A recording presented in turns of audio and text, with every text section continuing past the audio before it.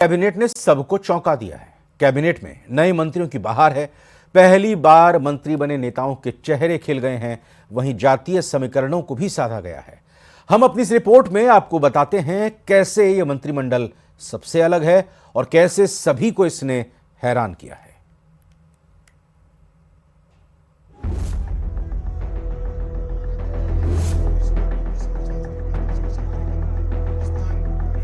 भजनलाल शर्मा अब पूरी टीम के साथ मैदान में उतरेंगे। उन्होंने अपनी टीम गठित कर ली है। जैसे भजनलाल का सीएम बनना लोगों के लिए एक सरप्राइज था, वैसे ही कई मंत्रियों के नाम ने सबको चौंका दिया है। हालांकि इस बार के मंत्रिमंडल में नए चेहरे ज्यादा हैं, साथ ही जाति का समीकरण भी साधा गया है। शपथ लेने वाले 12 कैबिनेट मंत्रियों में से 9 पहली बार मंत्री बने हैं। वहीं 10 राज्य मंत्रियों में से 7 पहली बार मंत्री बने हैं। वहीं शपथ लेने वाले 22 मंत्रियों की बात करें तो 17 नए चेहरे अब राजस्थान को चलाएंगे। भजनलाल की टीम में अब 25 खिलाड़ी हैं, जिनमें से 20 नए हैं। वहीं श्रीकरणपुर सीट पर अभी चुनाव होना है, लेकिन उससे पहले ही बीजेपी ने प्रत्याशी सुरेंद्रपाल सिंह टीटी को मंत्री बना दिया है। ये राजस्थान में पहला मामला है जब चलते चुनाव के बीच प्रत्याशी को मंत्री बनाया गया है। वहीं इस बार के मंत्रिमंडल में जाति के समीकरण भी साधे गए हैं, जिनमें सबसे ज्यादा भागीदारी जाट समुदाय की है। 4 जाट विधायकों ने मंत्री पद की शपथ ली है। वहीं राजपूत, एससी और एसटी से 3-3 मंत्री बने हैं। 2 ब्राह्मण, गुर्जर, माली, बिश्नोई, रावत, पटेल, कुमावत, देवासी और सिख समुदाय से 1-1 मंत्री बनाए गए हैं। हालांकि अभी भजनलाल सरकार में 5 मंत्री और बनाए जा सकते हैं, क्योंकि 22 मंत्रियों ने शपथ ली है। वहीं सीएम और 2 डिप्टी सीएम को भी जोड़ दें तो 25 हो जाते हैं। अब भजनलाल की पूरी टीम तैयार हो गई है। इसके लिए राजस्थान की जनता को 27 दिनों तक इंतजार भी करना पड़ा था। ऐसे में अब ये देखना दिलचस्प होगा कि क्या एक बार फिर से कैबिनेट का विस्तार होगा। Bureau report, news 18 Rajasthan. Luni से विधायक जोगाराम पटेल को भी भजनलाल कैबिनेट में मंत्री बनाया गया है। कैबिनेट मंत्री बनाए जाने पर जोगाराम पटेल ने केंद्रीय नेतृत्व का आभार जताया। साथ ही कहा कि लोकसभा चुनावों में बीजेपी भारी बहुमत से चुनाव जीतेगी। हमारे साथ मंत्री जोगाराम पटेल हमारे साथ मौजूद हैं। सर, बहुत बड़ी जिम्मेदारी आपको राजस्थान सरकार में मिली है, क्या कुछ कहेंगे? पहले तो मैं आपके प्रसिद्ध चैनल की मार्फत मेरे शीर्ष नेतृत्व का आभार व्यक्त करता हूं। हमारे आदरणीय मुख्यमंत्री जी, हमारे पार्टी के प्रदेश अध्यक्ष जी, हमारे संगठन महामंत्री जी का और शीर्ष नेतृत्व का कि उन्होंने एक जो जिम्मेवारी दी है, मुझ जैसे छोटे से कार्यकर्ता को भी पहचान करके जो जिम्मेदारी थी उसको हम पूरी निष्ठा से निभाएंगे। जोगाराम जी, अब सामने लोकसभा चुनाव हैं, क्या कुछ सरकार की प्राथमिकताएं रहने वाली है? आने वाले लोकसभा चुनाव में हमारी राजस्थान की 25 की 25 सीटें मोदी जी की झोली में जाओ, कमल का फूल खिले, इसके लिए हम जनता के बीच में जाएंगे। सबका साथ, सबका विकास, सबके विश्वास के मूल मंत्र के साथ जनता का दिल जीतकर हम यह प्रयास करेंगे कि हमारी 25 की 25 सीटें भाजपा के पक्ष में हो और हमें पूर्ण विश्वास है। मेरा लास्ट सवाल, आपने उम्मीद की थी कि आपको मंत्रिमंडल में जगह मिलेगी, दिल से बताना। देखिए, ये हमारे शीर्ष नेतृत्व का निर्णय है। हम छोटे से कार्यकर्ता हैं, जो भी जिम्मेवारी देते हैं हम उसको निभाते हैं। और डॉक्टर किरोड़ीलाल मीणा कैबिनेट मंत्री बनने के बाद अपने आप को युवा बता रहे हैं। किरोड़ीलाल मीणा ने कैबिनेट मंत्री की शपथ लेने के बाद न्यूज़ 18 से बात करते हुए कहा कि मैं भले ही 72 साल का हो चुका हूं, लेकिन एक युवा की तरह काम करूंगा। राजस्थान में पेपर लीक हो या फिर भ्रष्टाचार का मुद्दा हो, हमारी सरकार प्रदेश में सुशासन देने का काम करेगी। राजस्थान के कैबिनेट मंत्री किरोड़ी मीणा हमारे साथ मौजूद है। सर, बात कर रही थी युवाओं को मौका दिया जाएगा, लेकिन सबसे पहले युवा राजस्थान की मैं किरोड़ी 72 साल का जवान हूँ। मैं 72 साल का जवान हूँ। मैं आमागढ़ पर चढ़ सकता हूँ, तो मेरी जवानी पर आपको शक क्यों है? लेकिन किरोड़ी मीणा कह रहे थे कि वो बंगले में नहीं, सड़कों के ऊपर नजर आएंगे। क्या ऐसे ही नजर आएंगे? अब भी सड़कों पे ही है, पिछवाड़ा है, सड़क है।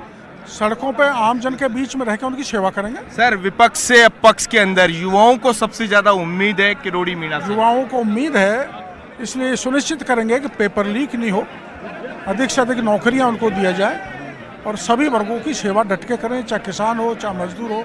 महिलाओं की सुरक्षा करें, कानून को बेहतर बनाएं, ये हमारी प्राथमिकता रहेगी। सर, भ्रष्टाचार के ऊपर क्या कहेंगे? भ्रष्टाचार जीरो टॉलरेंस हमारे मुख्यमंत्री कह रहे हैं। तो देखिए ये थे हमारे साथ किरोड़ी मीणा। जैसा कि इन्होंने कहा, भ्रष्टाचार को लेकर जीरो टॉलरेंस की नीति के साथ जो काम किया जाएगा, पेपर लीक के जो मामले हैं उनके ऊपर भी सख्त जो एक्शन किया जाएगा। इस दौरान किरोड़ी मीणा ने यह भी दावा किया कि इस कैबिनेट में सबसे युवा अगर कोई मंत्री है तो वो किरोड़ी मीणा है। न्यूज़ 18 राजस्थान के लिए सहयोगी अविनाश के साथ रोशन शर्मा की रिपोर्ट। वहीं सवाई माधोपुर से विधायक किरोड़ीलाल मीणा को कैबिनेट मंत्री बनाया गया। शपथ लेने के बाद किरोड़ीलाल मीणा की पत्नी गोलमा देवी अभिभूत हैं। मीडिया से बात करते हुए गोलमा देवी ने कहा कि किरोड़ीलाल मीणा हमेशा जनता की सेवा करते हुए आए हैं और पार्टी ने उन्हें मंत्री बनाकर जो जिम्मेदारी दी है उसका वो निर्वहन करेंगे और जनता की सेवा करेंगे। उन्होंने कहा कि किरोड़ीलाल मीणा को मंत्री बनने के पीछे जनता का प्रेम है, क्योंकि वह जनता के लिए हमेशा आगे रहते हैं। राजस्थान में किसी भी प्रकार का अपराध या फिर घटना, हर जगह किरोड़ीलाल मीणा पहुंचते हैं और जनता की आवाज को उठाते हैं। लाल जी मंत्री बने, कैसा लग रहा है, कैसा माहौल है? बहुत अच्छा लग रहा है, खुशी मनी है, सब घर कान गए, पटाखा चलाया है, मिठाई बांटी है। हाँ तो खुशी का दिन है। आपको जानकारी कैसे मिली कि डॉक्टर साहब को मंत्री बनाया जा रहा है? हमको 3 बजे मिली, सुबह अखबार में देखे, अखबार में फोटो आया, शुरू से डॉक्टर साहब को फोटो।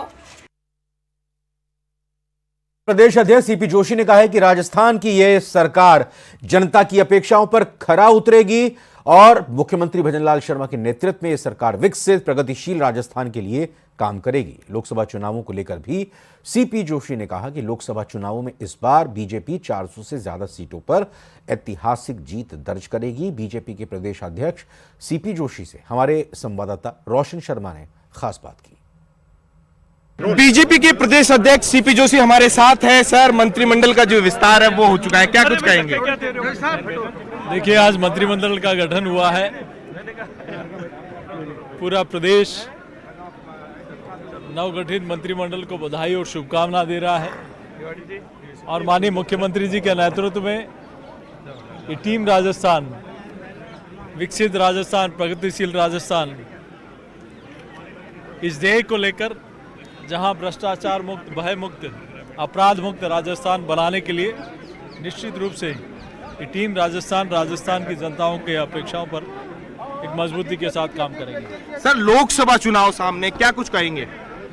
देखिए, हर क्षेत्र, हर वर्ग लोकसभा चुनाव में मैं सोचता हूं कि 2014 में 282 सीट, 19 में 303 सीट, अब 2024 में 400 पार होगी, क्योंकि मोदी जी ने जो कहा है वो करके दिखाया है, असंभव को भी संभव किया है। इसीलिए देश की जनता के प्रति, जनता का अटूट विश्वास आदरणीय प्रधानमंत्री जी के प्रति, आदरणीय मोदी जी के प्रति है।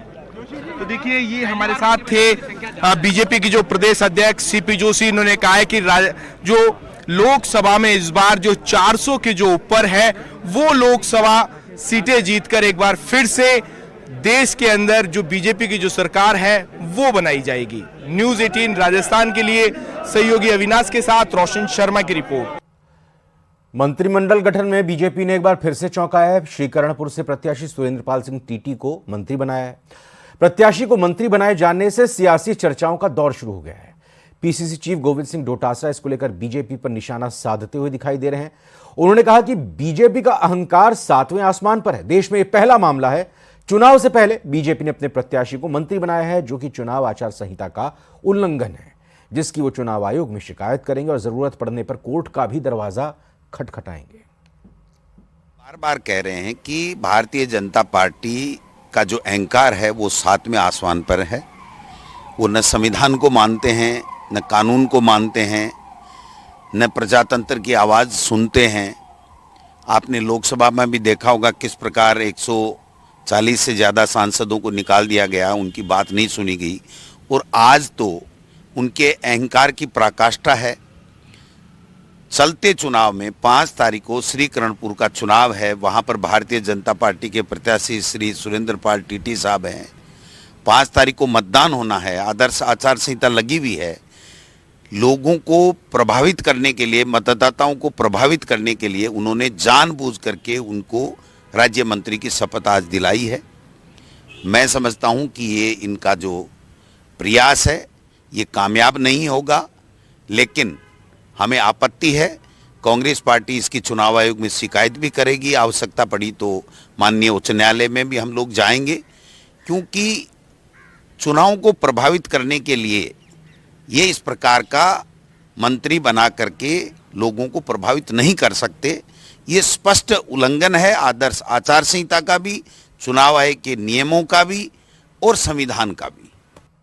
बीजेपी ने सुरेंद्र पाल सिंह टीटी को राज्य मंत्री बनाकर बड़ा सियासी दांव खेला है, जिस पर सियासी बवाल भी शुरू हो गया है। एक तरफ जहां कांग्रेस बीजेपी पर हमलावर है, वहीं पीसीसी चीफ गोविंद सिंह डोटासरा की आपत्ति पर डॉक्टर किरोड़ी लाल मीणा ने कटाक्ष किया कि बेशक वो चुनाव आयोग में शिकायत कर सकते हैं, लेकिन मोदी हैं तो मुमकिन है।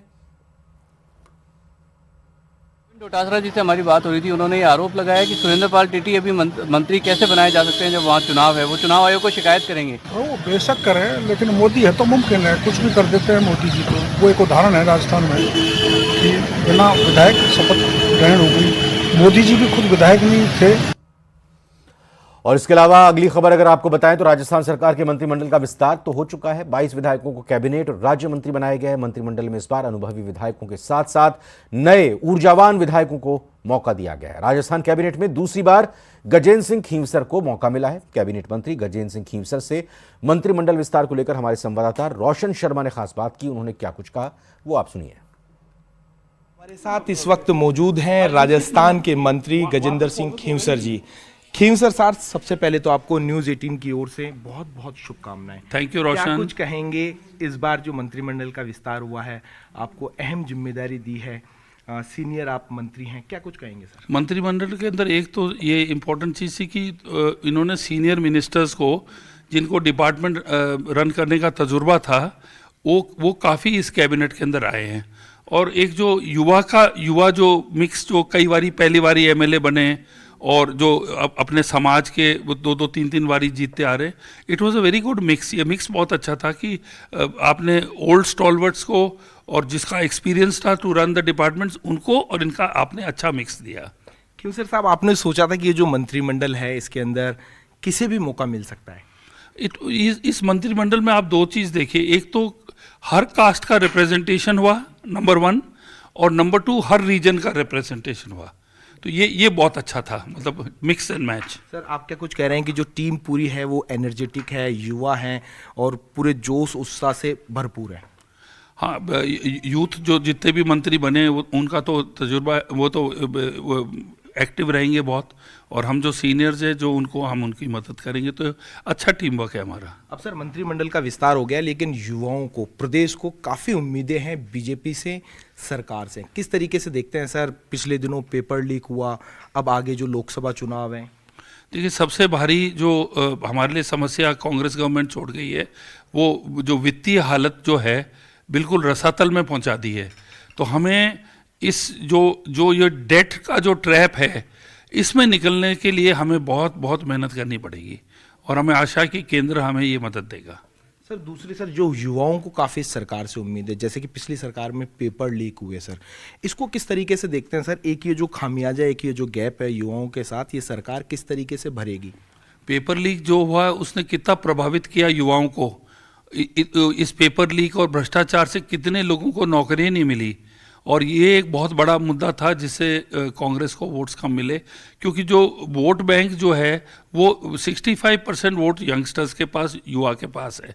जो 55-60 से अबव है वो बहुत छोटा वोट बैंक है, और इससे युवाओं को जो गरीबी की हालत में पढ़ के, माँ बाप कर्जा लेके, लोन लेके उनको यूनिवर्सिटी स्कूल में भेजते हैं, पेपर लीक से क्या है, उनके पूरे सपने चकनाचूर हो गए, उससे बहुत प्रभावित हुए। और हमारी सरकार, हमारे मुख्यमंत्री जो है, इसको प्रायोरिटी से ले रहे हैं। आप देखो कि आते ही पहले हफ्ते के अंदर पेपर लीक के ऊपर उन्होंने जो टीम बनाई है, और सख्ती से जो करेंगे हम, जो जितने भी लोग जो दोषी हैं, हमें आशा है कि उनको जल्दी से जल्द गिरफ्तार किया जाएगा, और आगे ये नहीं हो उसको टाइटन किया जाएगा सिस्टम। सर, आपके सामने लोकसभा चुनाव, राजस्थान की 25 सीटें, किस तरीके से देखते हैं? लोकसभा पे तो अब टोटल फोकस आ गया है, और मुझे लगता है कि लोकसभा का चुनाव अप्रैल से पहले होगा, और जिस तरीके से आप देखो, छत्तीसगढ़ हमारी कोई आशा नहीं थी जीतने की।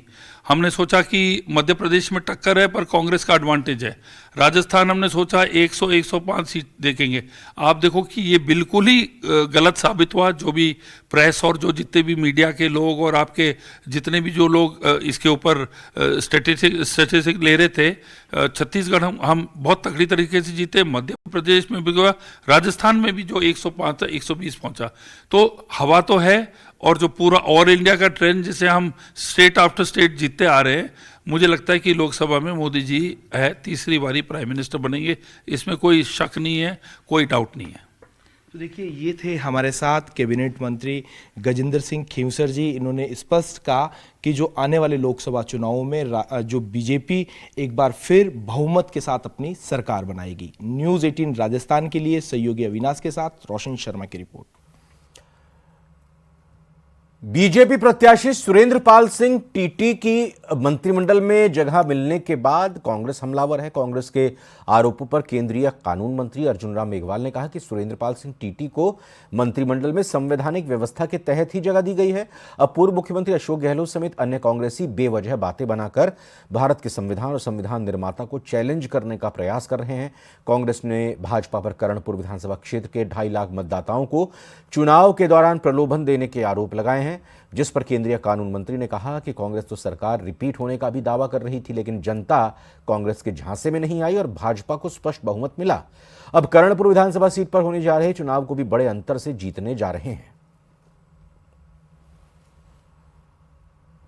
शायद मुझे लगता है कि पहले आपके पहले प्रश्न का जवाब दे देता हूं। अशोक गहलोत जी और गोविंद सिंह डोटासरा जी ने संविधान को पढ़ा नहीं जी। मंत्रिमंडल में कौन कौन होंगे, कैसे मंत्रिमंडल होगा, वो संविधान में लिखा हुआ है। संविधान निर्माताओं ने पूरी अच्छी तरह से व्यवस्था दी है और उस संविधान में जो लिखा हुआ है, संविधान के जो उपबंध है, संविधान के जो अनुच्छेद हैं, उसके अनुरूप ही ये विषय सुरेंद्र पाल सिंह टीटी का और उसके तहत ही वो मंत्री बने। तो क्या वो अशोक गहलोत और गोविंद सिंह डोटासरा जी संविधान को चैलेंज कर रहे हैं? राजस्थान पुलिस के डीजीपी उमेश मिश्रा का वीआरएस आवेदन स्वीकार होने के बाद कार्यवाहक डीजीपी के तौर पर वरिष्ठ आईपीएस उत्कल रंजन साहू ने पदभार ग्रहण कर लिया है। देर रात आदेश जारी होने के बाद आज सुबह उत्कल रंजन साहू पुलिस मुख्यालय पहुंचे, जहां वरिष्ठ आईपीएस अफसरों ने उनका स्वागत किया। साहू ने इस दौरान गार्ड की सलामी भी ली। पदभार ग्रहण करने के बाद उनसे खास बातचीत की हमारे संवाददाता लवली वधवा ने। हमारे साथ में मौजूद हैं राजस्थान पुलिस के नए मुखिया, कार्यवाहक मुखिया के तौर पर पदभार ग्रहण करने वाले उत्कल रंजन साहू जी। साहू सर, एक बड़ा बेहतरीन एक्सपीरियंस रहा आपका लंबे समय तक और अब सरकार ने एक बड़ी जिम्मेदारी आपको दी है वरिष्ठता को देखते हुए। किस तरीके से देखते हैं राजस्थान पुलिस के साथ आपका लंबा अनुभव रहा है, किस तरीके से अपने कामकाज को आज आपने औपचारिक रूप से संभाला है और आगे क्या कुछ रहने वाला है राजस्थान पुलिस के कामकाज को लेकर? नहीं, राजस्थान पुलिस के कामकाज में तो प्रयास वही करेंगे जो राजस्थान सरकार के डायरेक्शंस है और प्रायोरिटीज़ हैं, उसको हम अच्छी तरीके से निभाएं और सिंसियरली उसके लिए प्रयास करें और जनता को राहत पहुंचाएं। सर, आम आदमी थाने तक पहुंचता है, स्वागत कक्ष बनाए गए हैं ताकि आम आदमी को ट्रीटमेंट सही मिले थानों में, थानों को लेकर के दिमाग में जो लोगों की छवि है वो सुधर पाए। उसको लेकर के क्या आपने मन में सोचा है? और एक लंबा अनुभव आपको रहा है इंटेलिजेंस से लेकर के और तमाम अन्य पदों का, जिला से लेकर के आईजी रेंज का, तो आम आदमी की समस्याओं का थाने पर ही समाधान हो, पीएचक्यू तक लाइन में नहीं लगना पड़े, उसके लिए क्या कोई रोड मैप तैयार किया गया है? नहीं, वो तो देखिए, ये तो बात सही है कि आम आदमी थाना इसीलिए खोला गया है कि आम आदमी नज़दीकतम प्लेस पे जाके अपना समस्या का समाधान कराए। और ये बात भी सही है कि ये काम उतनी अच्छी तरीके से नहीं हो पाता जिस तरीके से होना चाहिए। अब कोशिश यही करेंगे कि पुलिस स्टेशन की लेवल पे जो काम होनी चाहिए वो काम पुलिस स्टेशन के लेवल पे ही पूरा हो, उस आम आदमी को अननेसेसरीली बड़े दफ्तरों में चक्कर काटने की आवश्यकता नहीं पड़े। सर, साइबर फ्रॉड एक बड़ा चैलेंज है राजस्थान नहीं पूरे देश की पुलिस के लिए। अब नई तरह की पुलिसिंग की जाने लगी है, हाईटेक पुलिसिंग हो गई है, उसमें कहाँ हम आप राजस्थान को देखते हैं और क्या विश्वास आप लोगों को दिलाना चाहते हैं? नहीं, उसमें साइबर क्राइम के काफ़ी यूनिट्स तो अभी सैंक्शन हुए हैं और काम कर रही है। हो सकता है उसमें संसाधनों की, बाकी चीज़ों की कोई कमियां रही होगी, वो अब उस पर आगे टीम के साथ बैठ के बात करके देखेंगे, जो काम आगे उसमें करना है उस कार्रवाई को करेंगे। एज ए सर नए डीजी राजस्थान की जनता को क्या आप मैसेज देना चाहते हैं हमारे माध्यम से, क्या कहना चाहते हैं, विश्वास क्या दिलाना चाहते हैं? आम जन में विश्वास, अपराधियों में भय का नारा जरूर है, लेकिन जमीनी स्तर पर कई बार ये नारा जो है पीछे रह जाता है। आप लोगों को क्या भरोसा दिलाना चाहेंगे? अभी मैंने यही कहा था कि मेरी जो सामर्थ्य है, नॉलेज है, उसको भली भांति यूज़ करके, जो सिंसियरली मेहनत करके जितना से बेटर हम रिजल्ट प्राप्त कर सकें, वो प्रयास मैं अपनी सिंसियरली करूंगा। ये भरोसा जनता को मैं दिलाता हूं। राजधानी जयपुर के एक होटल में मिली युवक की लाश के मामले में बड़ा अपडेट सामने आया। होटल से मिली लाश की पुलिस ने शिनाख्त करके बड़ा खुलासा किया है। विजेंद्र मीना नाम का युवक 3 दिन से होटल में ठहरा हुआ था। झालाना डूंगरी में विजेंद्र फॉरेस्ट गार्ड की ट्रेनिंग कर रहा था। अगले 2 दिनों में युवक की फॉरेस्ट गार्ड की पोस्ट पर ज्वाइनिंग थी। वहीं पुलिस ने शव का पोस्टमार्टम कर शव परिजनों को सौंप दिया है। मालवीय नगर थाना पुलिस की टीम अब मामला दर्ज कर पूरे मामले की पड़ताल में जुट गई है।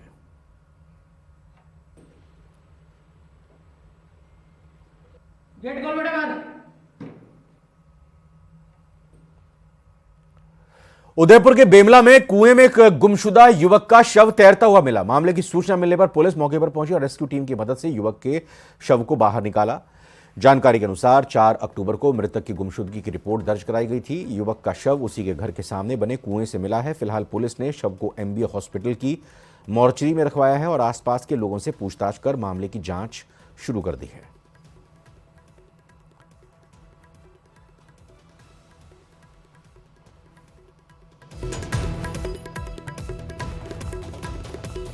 तो ये इस वक्त की बड़ी खबर आप देख रहे हैं। पुलिस ने किस तरह से जांच इस पूरे मामले की गंभीरता से की है, क्योंकि ये मामला सामने उदयपुर में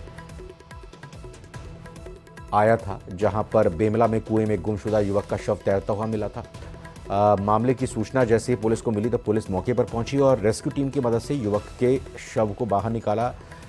4 अक्टूबर को कहा जा रहा है कि मृतक की गुमशुदगी की रिपोर्ट दर्ज कराई गई थी। युवक का शव उसी के घर के सामने बने हुए कुएं में मिला है। फिलहाल पुलिस ने शव को एमबी हॉस्पिटल की मॉर्चरी में रखवा दिया और आसपास के लोगों से पूछताछ कर मामले की जांच शुरू कर दी है।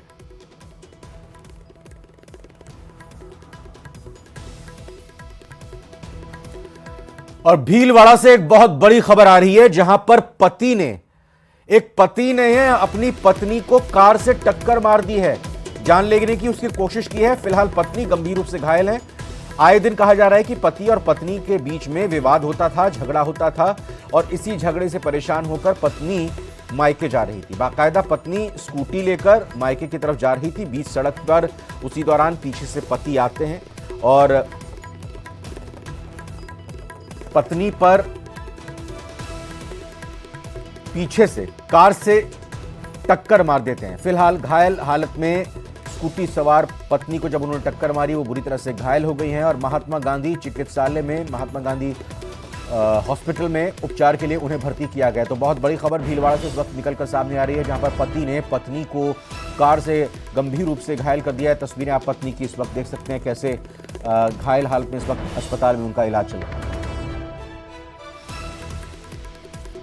कहा जा रहा है कि आए दिन पति पत्नी के बीच झगड़ा होता था। झगड़े से परेशान होकर मायके जा रही थी पत्नी, स्कूटी से पत्नी मायके जा रही थी। आए दिन पति पत्नी में झगड़ा होता था और आज भी दोनों के बीच कुछ विवाद हुआ। झगड़े के दौरान पति ने पत्नी से मारपीट तक की। मारपीट और झगड़े से तंग आकर घर से निकलकर स्कूटी पर सवार होकर पत्नी अपने मायके जा रही थी। तभी पीछे से कार में सवार होकर पति आया, स्कूटी सवार पत्नी को टक्कर मारी। बुरी तरह घायल हो गई है पत्नी। महात्मा गांधी चिकित्सालय में इलाज के लिए फिलहाल उन्हें भर्ती किया गया।